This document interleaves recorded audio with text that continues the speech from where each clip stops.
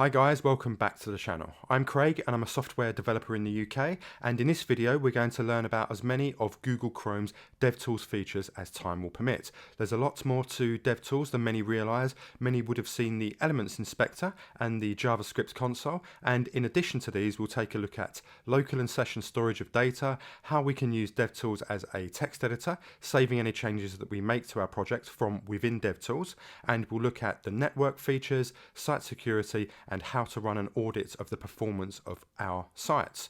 If you like the content, please remember to smash the like button and subscribe. The more engagement that the channel gets, then the more other people can find it and make use of the content. As this is going to be quite a long and in-depth video, I'm going to leave timestamps to each section below in the description so you can skip straight to the content that you want to see. So if, for example, you only want to see stuff on the JavaScript console, then just click the link below and it will jump right there. Okay, so what is DevTools? Well, in a sentence, DevTools is a set of tools for developers that are built directly into the Google Chrome browser.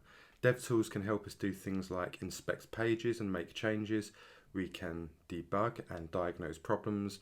We can also run JavaScript directly from the JavaScript console. We can store and use data, use DevTools as a text editor. We can look over network features and the security of any site, and we can also run audits of the performance of our site. So it's pretty handy, and there are many more features than these. The most common use of DevTools is in inspecting the elements on a web page, and we get there simply by right-clicking on a web page and selecting Inspect. When we do that, we then have this window that pops up that has all sorts of information for us. We can get to this very same window by selecting View, Developer Tools from the menu bar at the top. On Mac, I also have a shortcut I can use as denoted here in the menu. On Windows, this same shortcuts would be Command, Shift and I. We can also open and close DevTools with the F12 key. It will bring up the panel that you were last active in. So for me, at the moment, that is the Audit Panel.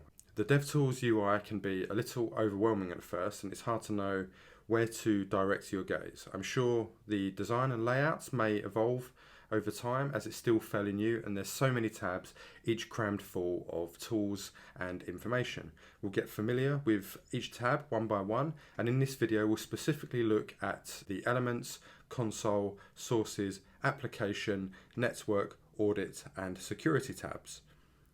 In the top right corner of the DevTools panel, this X closes DevTools, and these three vertical dots open a drop-down that has control and customization options. I would most commonly use this menu to access the settings for where DevTools itself is docked.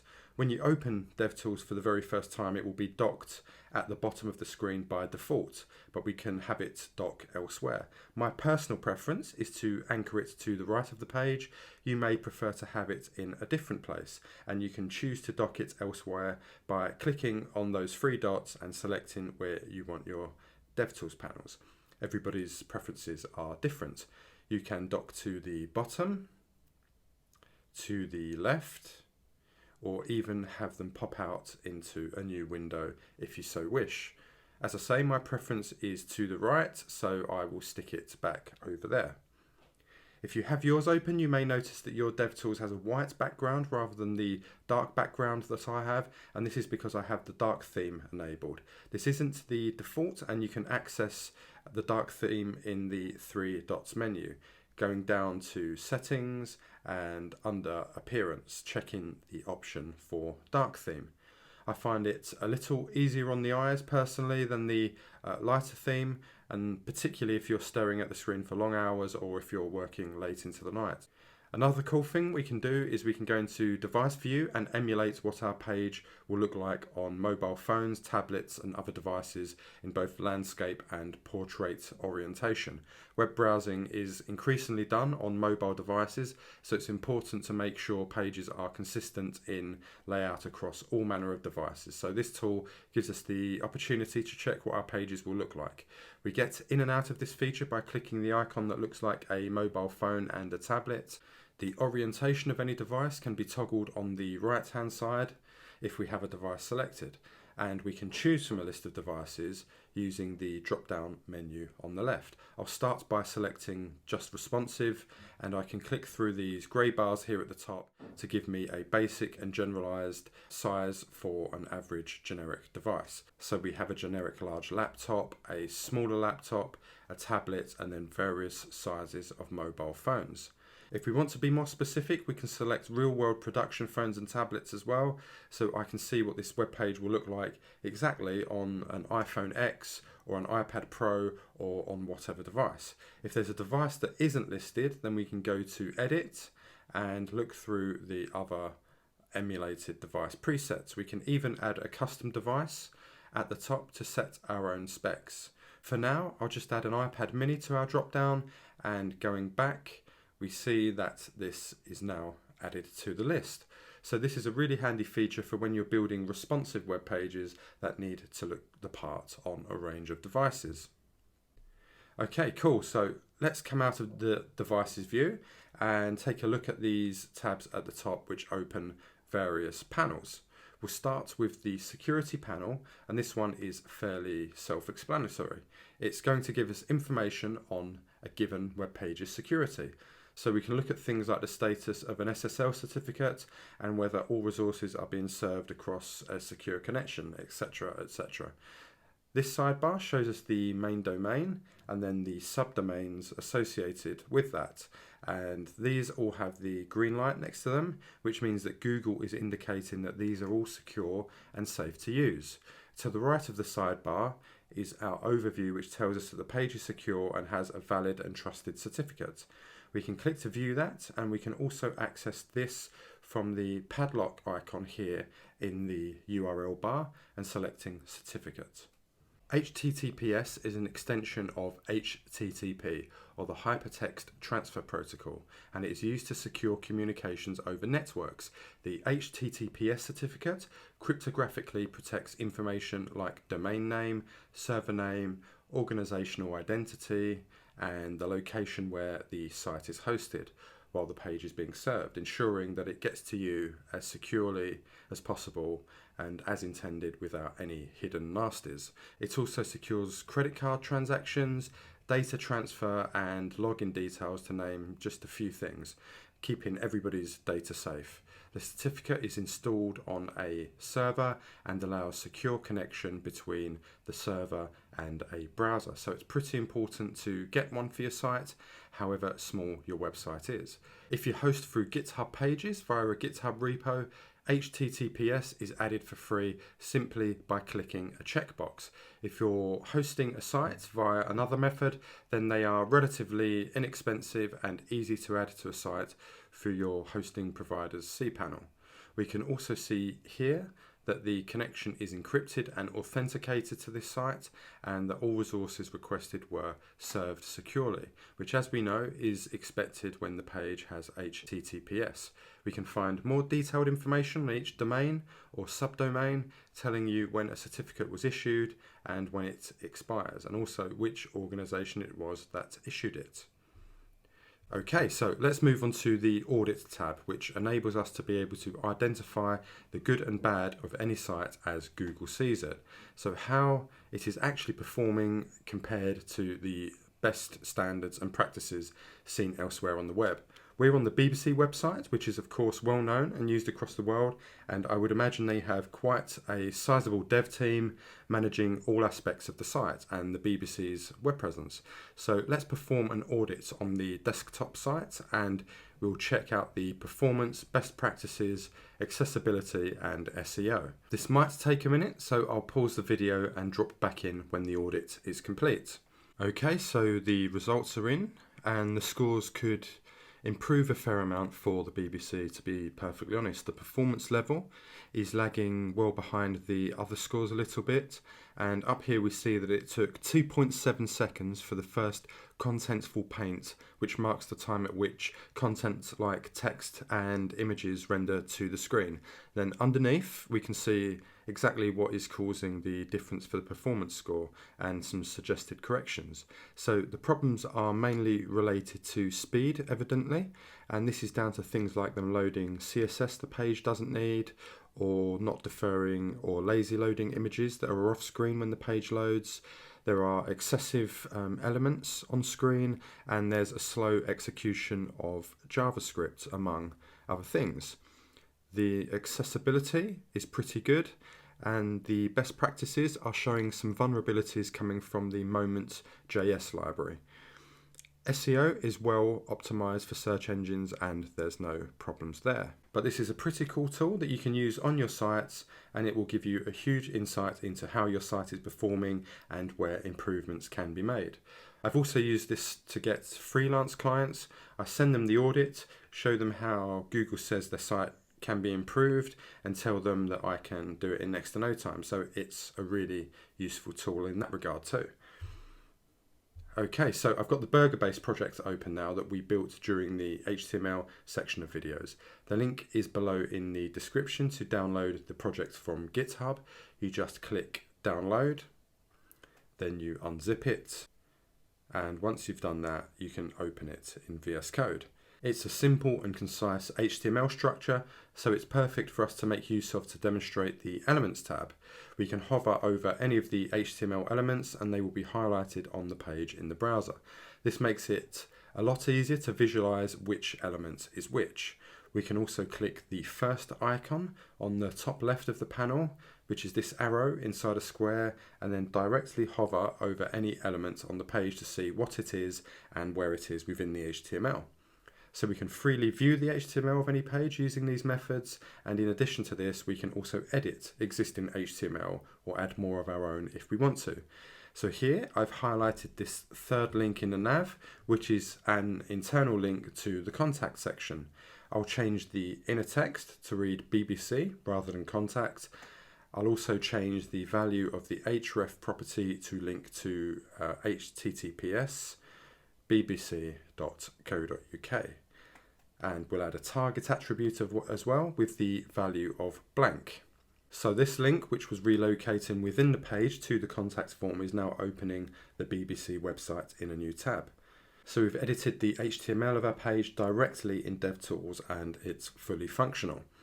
These changes are not permanent, of course, and are not applied across the internet. They're just superficial and only displayed to us personally within our current browsing context. So you don't need to worry about breaking a site or having the FBI show up at your door.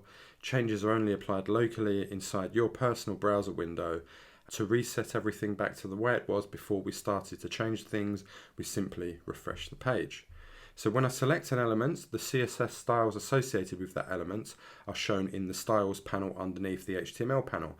Like the HTML, we can view and manipulate the CSS directly in any way, shape or form, which is great when we want to test out style changes on our pages before deciding if we want to implement them fully.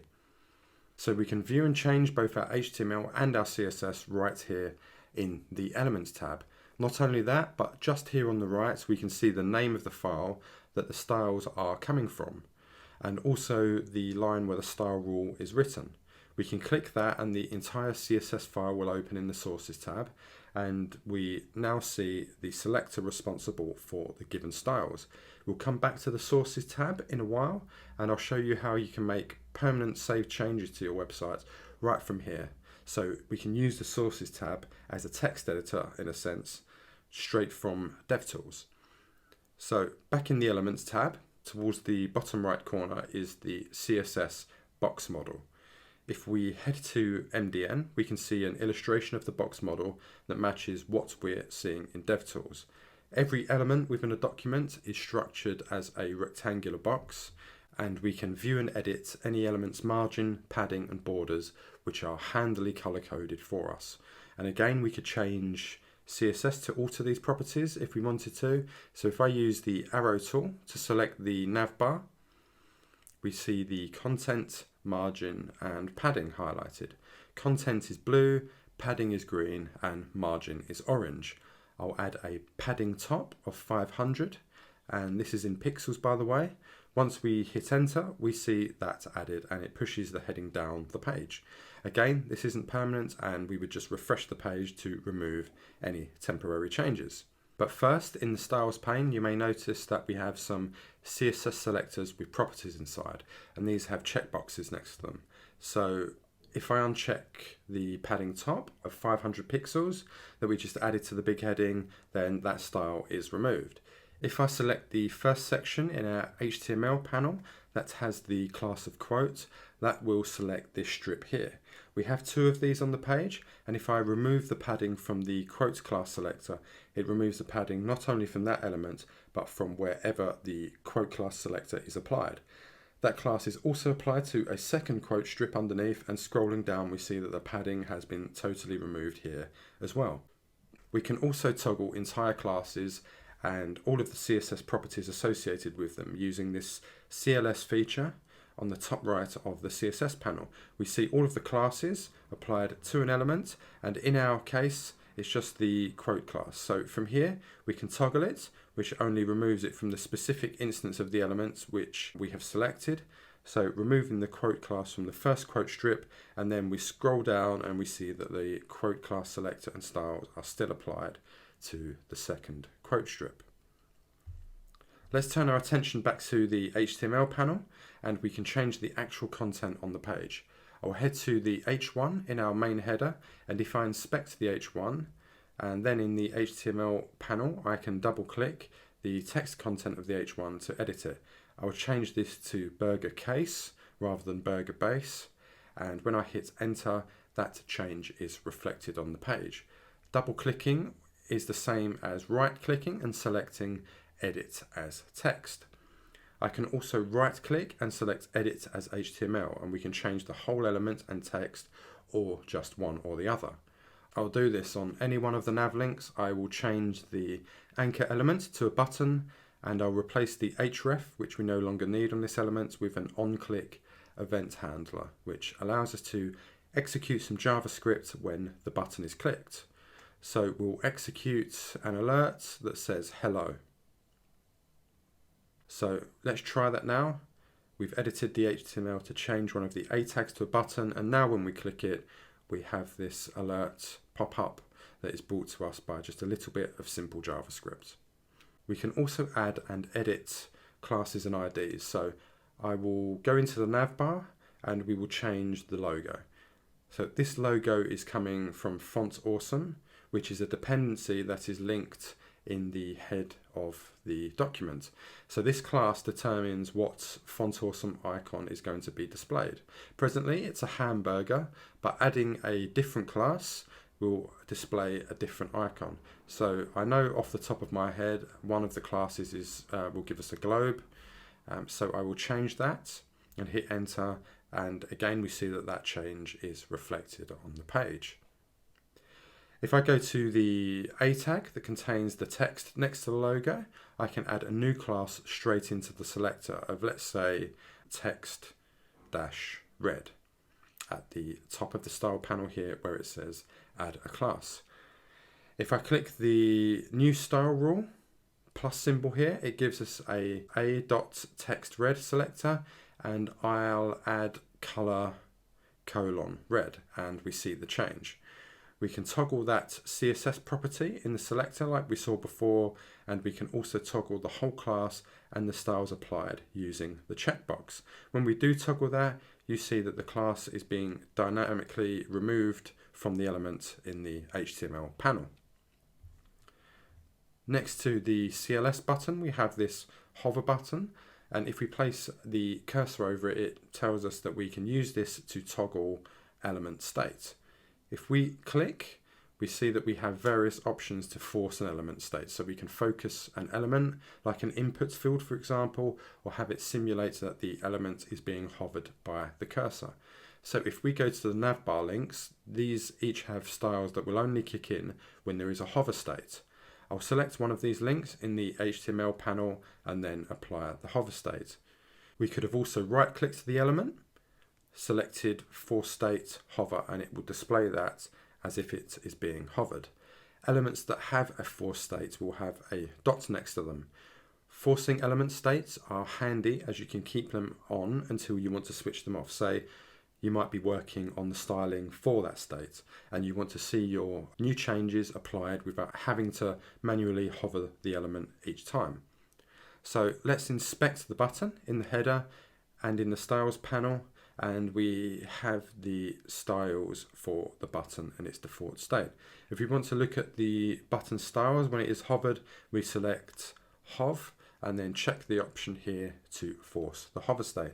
So we'll select hover, and now we see the styles associated with the hover pseudo class on the button class.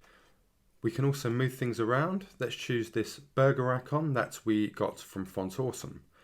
I will right click, copy, and then copy elements. And then we go back to the button in the main header and we'll right click and edit as HTML. If we create a bit of space, we can paste that copied element in and we now have the logo inside of the button as well. We can also drag and drop elements throughout the page. So I'll expand the Our Story section. I'll grab that button and I can drag and drop it in after the paragraph. We can drag any elements we like and drop it in wherever we want within the HTML structure. If we wanted to, we can expand all children of a given element by right-clicking and selecting Expand recursively. So that allows us to see the full HTML structure as we've done it on the outer wrapping div. We can also collapse all children of a given element too by right-clicking and selecting Collapse Children. So let's go to the main section, which is quite a lot of HTML, and we'll right-click and collapse children. So we've moved elements around and we can also remove elements from the DOM. So let's right click on the div with the class of logo that holds the Font Awesome icon and the anchor link of the logo in the navbar. When I right click, I can select hide element and you can see it disappears. We can't see it, but we can still go to the element in the HTML panel. It highlights and we see it still takes up the same amount of space that it occupied before. Basically what the browser has done, and we can see it, is it has added a class called Web Inspector Hide Shortcut. And let's find that class in the CSS panel. We see it has added a visibility hidden property. Notice that when it's hidden, you'll have this grey dot in the HTML panel, so we can click that and unhide it. If we really wanted to, we can delete an element entirely. So if we right click and select delete element, it will completely remove it from the DOM. And now that space is gone. We can also just highlight an element in the HTML panel and hit the delete key on the keyboard. If we actually wanted to remove it totally from the flow of the page, we would use the display none property. And you see now that the nav links fall to the left of the page as the element is not there rather than just being hidden. If we go down to the CSS, it shows us the background color that's applied to the navbar, which at the moment is white. If we click on the color box to the left of the hexadecimal color code, it brings up a mini color picker and we can change the color in that way. This is accompanied by sliders and a handy eyedropper tool, which I'm sure you're familiar with and how to use. We can use this to just select colors from anywhere within the browser window. We can also change the color code and we can switch between hexadecimal, RGBA or HSLA. I have a video on the way on colors in CSS and I'll explain more about all of these then if you don't know what they are. To change numeric values in the styles panel, we can select the value we want to change and then we can use the up or down arrow keys and the values increment or decrement. We see as the color value changes, the color on screen slowly begins to alter. We can do incrementing or decrementing with the arrow keys on any CSS property that has a numeric value. So on this nav element, which has a width of 100%, I can select the value and decrease it using the arrow keys. We can also filter search for specific properties, so we can narrow down and hone in on styles which we're looking for. We select an element, search for say color, and we can see all properties with that search term that are being applied to the element. including those that are inherited from elements via the cascade. We will discuss the cascade and how elements can inherit styles from other elements in an upcoming video early on in the CSS section. So let's select the nav, search color, and we see we have a background color applied directly to the element, and the text color is being inherited from styles that are applied to the body element, as is the font family and the text align property. Okay, so that's plenty there for the Elements tab. We'll now move on to the Console tab, and this is an environment in which we can run any JavaScript that we like an alerts method, for example, and that will execute instantly after being run straight from the console.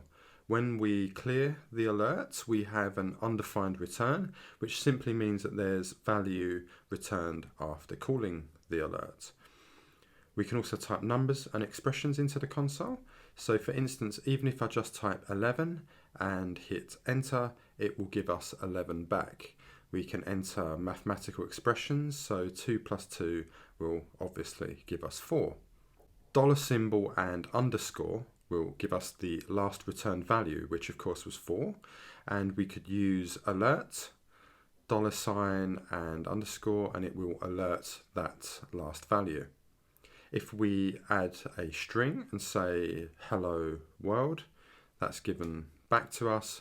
And in this case, if we console log $ and underscore, then the last returned value will now be hello world, and that is logged to the console.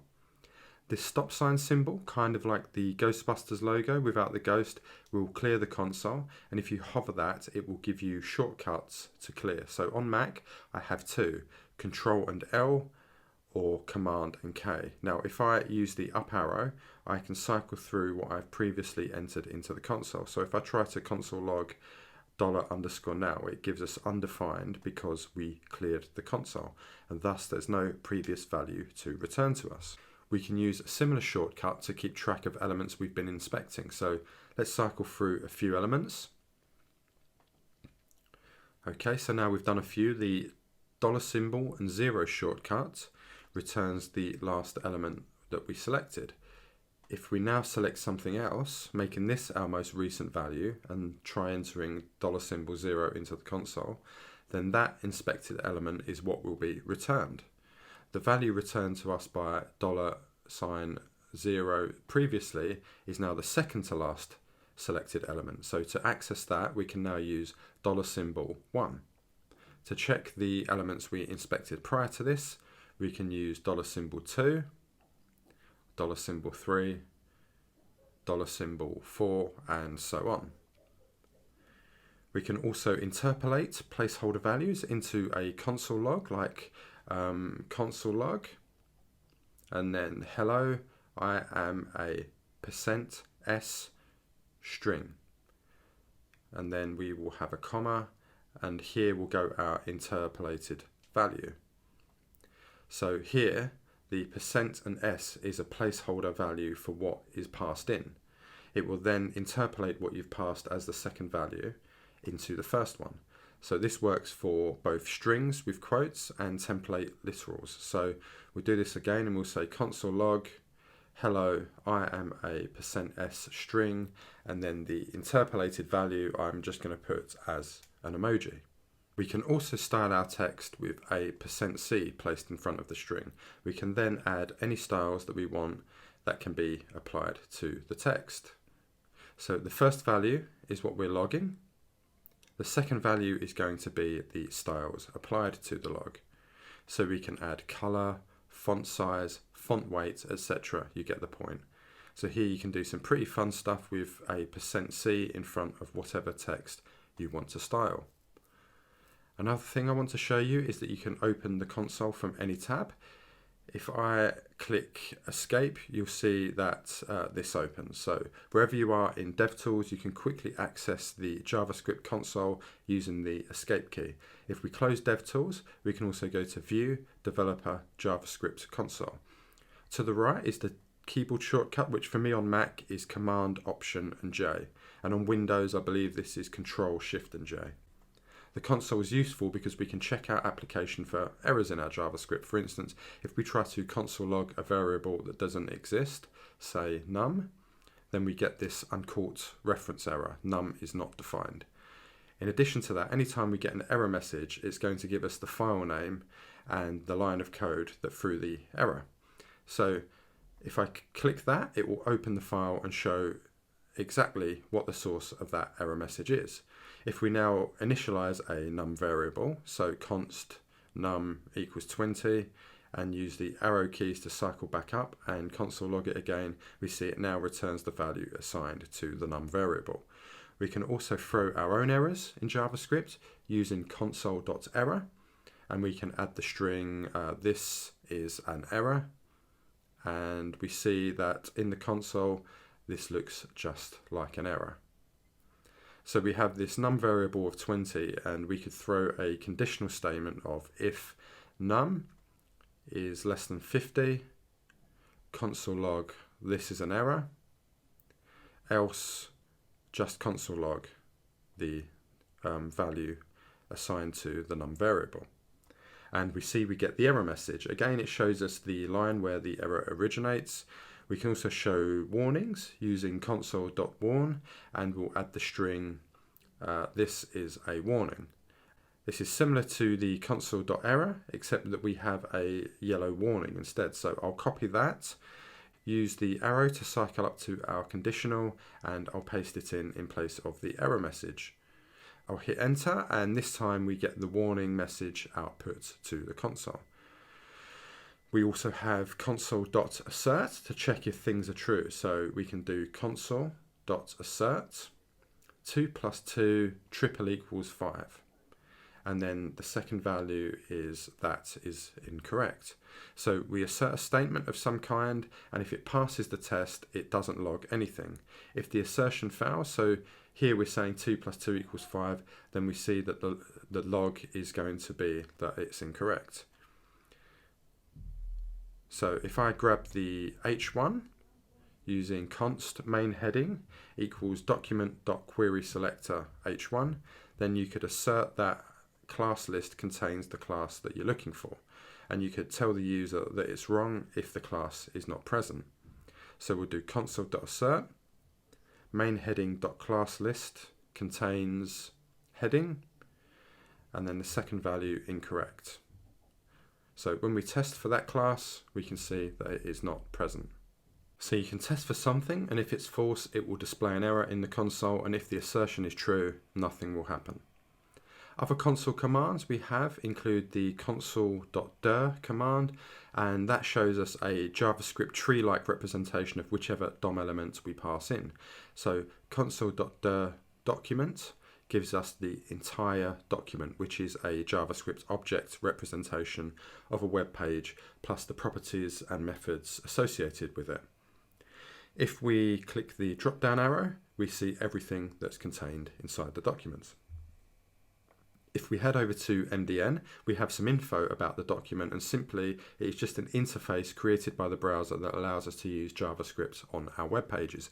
We can access anything inside the document using JavaScript. For instance, if we wanted to retrieve the URL of the page, we could say console.log document.url, and we get the URL. If we want to see the HTML inside the body of the HTML file, we'd say console.log documents.body. Or conversely, we could look at the head of the HTML file by entering console.log documents.head. We can get any value from that document object, and if you're interested in this kind of stuff, looking at the document and manipulating it with JavaScript, there will be plenty of stuff coming up on the DOM, including selectors, methods, creating, manipulating, and adding elements. Until I can record and upload that a little later on down the road, there's loads of great resources on YouTube looking at the DOM, or you can just go and check out courses from Udemy or Udacity. When we're logging arrays and objects to the console, we have options that are better than just simply console logging. So for instance, let's start with an object, and we'll say const John, and we'll assign the value of an object, and then we'll have name is John, age is 55, city is London, and we'll say his job is a plumber. We can console.log that as normal, but sometimes a better option would be to lay the information out in a more presentable or more readable way. And for that, we have the console.table method. So let's do console.table John, and you can see it actually creates a table of the index or key and values of the object. It's laid out nicely and legibly for us, and you can click the arrow drop down underneath and we have access to all of the same information that we would have got with just a simple console log. We can do similar with arrays, so I'll create an array of similar objects. So I'll copy the John object and I'll say const people, and I will paste the John object back into the array 3 more times, with each object being a new array index. So these will need to be separated by commas. Then I'll just change some of the details over. So we'll have Paul, aged 53, from Liverpool, and he is a baker. Then we'll have George, 49, from Manchester, and he's a teacher. We'll console.table this, so console.table people. And once again, we have a table that's super helpful visually. We can clearly see the index and the values for each key. And this helps us to easily access properties here. So just looking at this, I'll access people 0.name, and this is going to give us John, of course. We can map over it, so people.map. And then for each person, we will return person.job. And this gives us all of the jobs and so on. A lot of people still console log arrays and objects, which is perfectly fine and standard practice, but I find the console.table method much more readable and easier to interpret personally, particularly when I'm trying to dig values out to use. So I always use this method as opposed to console.log. Okay, so now we have a fair amount of stuff in the console. We can filter some out of what's been displayed to us with the default levels drop down. Presently we have info warnings and errors checked, and if I want to hide or show the warnings, I uncheck or check it to filter it out. The same for the errors, and anything else that was output by JavaScript is considered info. So we can filter what is showing in the console. So that's filtering what's in the console. If we have it a little overpopulated, we can clear the console with console.clear. Another thing we can do is we can set up blocks or groups of logs. And if, for example, we were running a function from which we had lots of things to test or to log, we could put them together using a console group. A console group acts as kind of a container which bookends the logs that go between a console.group and a console.groupEnd. So anything that you would place between these two will be part of and contained within that console group. So when we create the group, we give it a name or an identifier of our choosing, and you would use something descriptive of its purpose and the kind of information that you want to include within the group. So we could have a function that logs the result of some simple sums. So we'll have function do sums, and then we will console.log 2 plus 2. I'll copy that 3 more times, and we'll have 2 minus 2, 2 divided by 2, and 2 times 2. I'll now cut these out to paste in a console group. So we'll have console.group, and we name it by passing in a string. We'll call this sums, and then we will close the group with console.groupEnd, and also label this with the string of sums. So inside this group goes our console logs that we previously cut out, and there's our function. So we'll enter that. Now if we call do sums, we see that all of that logs, and the logs are grouped, and we can actually collapse or uncollapse the console group. We can use a similar method to time how long a piece of code, say a function takes to complete, and we can use a console.time grouping. This is similar to the console group that we just saw, but any code contained within the console time group will run, and then we'll get back a value of how long it took for the code to complete what was asking of it. So to show this, I'm going to use the famous FizzBuzz problem, and I'll solve it quickly using a for loop. There are better and more modern ways of doing this, but we'll keep it simple, and I'll leave those better methods for another video. So I will go over the FizzBuzz problem and the many different ways that you can tackle it a little further on down the road when we're in the JavaScript section of videos. So let's go ahead and we'll say console.time. Like with console.group, I'll give this an identifier and I'll call this FizzBuzz. Underneath, we put a console.timeEnd and label that as well. And between this goes our for loop, which will solve FizzBuzz. So FizzBuzz is a common programming interview question. It says something like loop through a series of numbers like 0 to 100, for example, though you could use any numbers. And then for any numbers that are divisible by 3, log fizz to the console. For any numbers that are divisible by 5, log buzz to the console. And for any numbers that are divisible by both 3 and 5, like 15 or 30 or 45, for example, log fizzbuzz to the console. For cases where none of the above conditions are true, then we will just log the index. Okay, so if we run that, we see all of the results. So 3 is replaced by fizz, 5 is buzz, 15 is fizzbuzz, and so on. If we go to the very end of the results, we see underneath them that it takes just a few milliseconds to complete that loop for us. And this was given to us by the console.time group that we put together. Okay, so I think that covers the JavaScript console for now. You can do other things with the setting gear icon, like show eager evaluations. So these would be the evaluation of any expression before you've actually finished entering it. So with eager evaluation checked, if I add a variable, let's say let say hi equals hello, and then I'll start typing say hi, we see that pretty much as soon as we start typing, it's letting us know what the value is that's assigned to that variable. We can uncheck to remove this functionality. We can also preserve the log, so this will store in memory what we enter into the console for us to access later on after we've closed DevTools down. With it unchecked, nothing will be stored. We can hide network messages, etc., but I think that pretty much covers the console tab for now. Anything that's slightly more involved than this we'll come back to during the JavaScript series of videos. But I think there are some good tips in there for you to use, and I hope you've learned something new and have found some little things that you can use in your development. So let's move on to the Sources tab, and this is the section in which I'll show you how you can actually use DevTools as a text editor and save persisting changes to projects and files that you're working on locally on your own machine. Before we do that, I'll start by creating a snippets file, and you can name it what you like. Let's say DevTools vid. And I'll just have this run some code for now.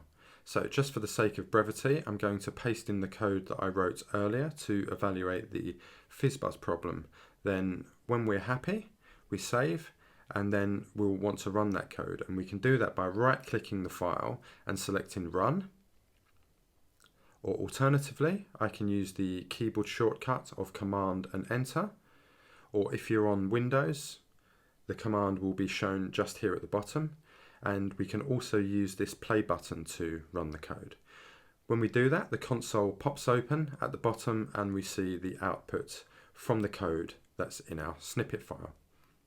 You can put whatever you want in these snippet files, and I guess you'd use it as a kind of snippet manager. So any code that you want to hang on to try out later, you can just put in here and bring it back in when you need it. This will store itself there until you delete it. So you can close down Chrome, come back later, and it will still be there until you clear Chrome out or delete the file. Firefox DevTools has a similar feature to snippets, and that's called Scratchpad if you're using the DevTools in Firefox. So let's look now at how we use the Sources tab as a text editor. So we need to go to File System here on the left, and we're going to either right click or click where it says Add Folder to Workspace. I'll select the burger base folder that I'm currently working in from my desktop, and we'll have a pop-up, and we'll click to allow DevTools to add the folder. Now if we open one of the files, let's say the HTML file that we have open in the browser, we can actually start to edit and add to the file just as if we were working in VS Code or whatever text editor that you happen to be using. So I'll just change the title in the head section for now, and when I save, you see that change reflected in the browser tab. Now if I go to the same file, let's open in VS Code, it has also saved the change there in the actual file for us as well. So from DevTools, we've actually used Chrome as a text editor via the Sources tab to do anything that we want to our project from inside the browser.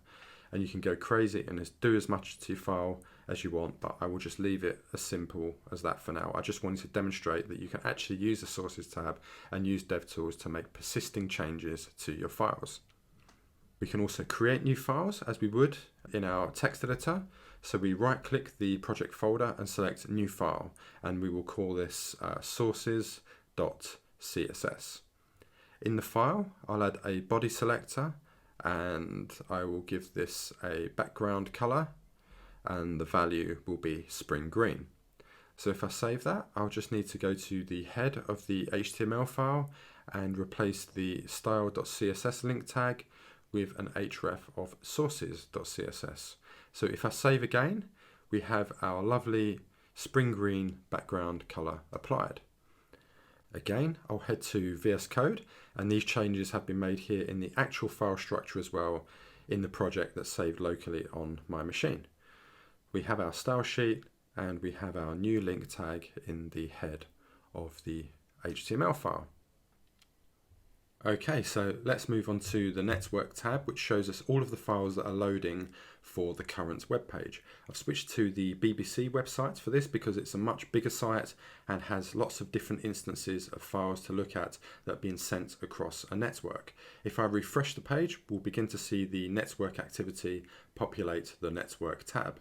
We have all sorts of files here, and we can click type to organize them. So we have the document, which is actually the index.html file, and if I select that, we can see what the HTML looks like just on its own. It's much plainer than the page rendered by the browser. We also have various fonts loading, GIFs, JPEGs, and about 20 different script files and 5 or 6 style sheets. So there's lots here being loaded by the browser for this current page. At the top, we can filter the kinds of files that we want to see. So we can look just at the CSS, or just JavaScript, images, or docs, which covers the HTML. The default we saw when we first entered the network tab was to have all selected. If we select a file, we can see the response headers, which are used in HTTP responses. We can click preview or response tabs to see the actual content of the files that were sent back to us, the user, when we requested the page. If we come out of this, we can see the time here. This is the total duration taken from the start of the request to the receipt of the final byte in the response. If we click on the time, we can list things in order of the time they took to be fully received, and for us, it's the font files which took the longest. Down at the bottom, we see the total time for the response, which is around a couple of seconds, and this could be faster or slower depending on your internet connection and the size of the data being transferred. We see it's basically a couple of megabytes transferred in that time. So this network tab is the tab we'd use to measure the network performance of any website. We can find out exactly what is slowing a page down. Perhaps it might be image files that are too large or a bloated JavaScript file, and then we can make the necessary adjustments to improve the performance of our sites. We can also do things in here like throttle the connection to the site to see how our site is loading over, say, a slow 3G network, for example, which is still being used by some users across the world. We also can capture screenshots of our page loading to see what is loading when and what state our page is in at any given point while the browser is rendering it. We just select this gear icon, check capture screenshots, and if we now reload, we see lots of screenshots at various points of the page loading. We can double click any of these to get a better view of the screenshot. So the network tab is also the tab you use to examine things like AJAX requests, but I'll not explain that right now as it's a full topic in itself, and I will make a series of videos on that down the road. Okay, so let's switch out to our final tab now, which is the Applications tab, and this allows us to inspect all resources that are loaded, including databases. We can store information with local and session storage, and we can deal with cookies, application cache, images, fonts, and style sheets. So basically this is where we go when we want to work with the multiple ways of storing data in some way, shape or form inside of the browser. We'll start with local storage, and we're going to go over to VS Code here and to the burger-based project again, and we'll work inside the app.js file. What I'll do is I'll add a local storage value through JavaScript. So to do that, we can say local storage.setItem, and then we'll have the item set as username, and the value of the username is going to be Craig. I'll also say local storage.setItem password, and I'll just enter some random details in there. So if we save and we reload our application, we can look under local storage and our local host, and we see that we have two items in storage with the key of username and value of Craig, and then the password and this random stream of characters. We can retrieve either of those values from storage 2 using JavaScript. So we could say const getName, assign the value of local storage dot get item, and we will pass that the string of username.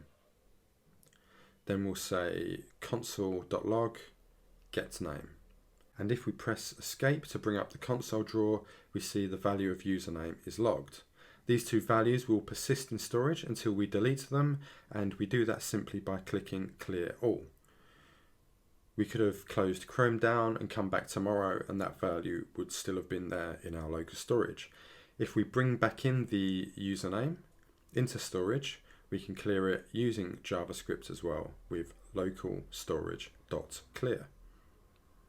Session storage differs from local storage in that any stored data does not persist past the end of the session or when your browser closes. So it is there while the browser is open in the same session, but it was cleared whenever you exit. The syntax is going to be similar to what we saw with local storage, and the same methods are available. The difference is that instead of calling the methods on local storage, we call them on session storage. So what I'll do here is I'll say session storage.setItem username Mickey Mouse. And if we look at the session storage, it's there. We can clear it in the same manner with local storage by clearing in DevTools or by using the clear method in JavaScript called on session storage. If you aren't sure what's in your storage, you can check in the console exactly what's there by typing local storage or typing session storage, and it will return to you a storage object with the values as key value pairs. Also, in the application tab, we can check out what cookies we have. So let's create a cookie to do that. So we'll say document.cookie, assign the value of session equals true. And now you can see that a cookie has been added. It doesn't expire, so we can exit out of the browser and end the session, load it back up, and the cookie is still there. Again, we can clear all cookies or just delete the particular ones from right here within DevTools. Okay, so I think we'll leave things here, guys. This video has been a pretty thorough deep dive on Google Chrome's DevTools, and we've covered as many of DevTools features as time has reasonably allowed. We've certainly covered all of the major features that you would use day to day as a developer. So in summary, DevTools is a set of web developer tools built directly into the Chrome browser that help us to edit pages, to run JavaScript, to diagnose problems, and to gain greater understanding into how our web pages are performing. Put simply, all of this is pretty indispensable these days for helping us developers to deliver better web pages. There's a lot more to DevTools than just the Elements Inspector and the JavaScript Console, and I hope this video has given you some insights into that and provides you with some good usable tips that put you in a stronger position to develop for the web. In addition to the Elements Inspector and the JavaScript Console, we looked at local and session storage, using DevTools as a text editor and saving any changes permanently from within DevTools. We looked at network features, site security, and how to run an audit of the performance of our sites. So if you found the video useful and are enjoying the content on the channel, please remember to smash the like button and subscribe. The more engagement that the channel gets, then the more other people can find it and make use of the content. We're on social media, so if you'd like to connect with us there on Twitter, Instagram or Facebook, then the links to everything is in the description below. I'm also keeping an eye on the comment section, so make sure you say hi there. So I really do appreciate your time, and I'll see you in the next video.